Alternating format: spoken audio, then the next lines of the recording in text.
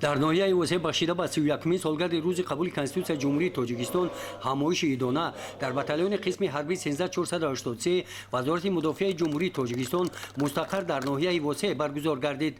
در این چهاربینی افسران و سربازان قسم حربی، خدمتچیان دولتی و رهبران مقامات حفظ حقوق اشتراک نمودند.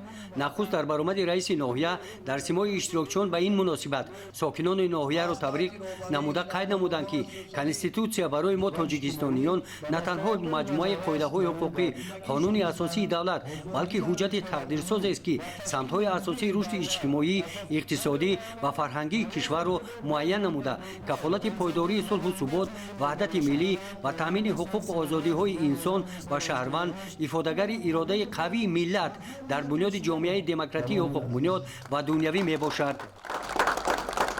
بعد انجام برآمدهای رسمی در چنین محیط ایدانه بخشیده به 31مین سالگرد روز قبول کنستیتوسیای جمهوری تاجیکستان از نام مقامات اجرایی حاکمیت دولتی ناحیه برای خدمت ارزنده به رهبران مقامات‌های حفظ حقوق و رهبران موفق تشکیلات‌ها سپاسنامه‌ها تقدیم کرده شدند.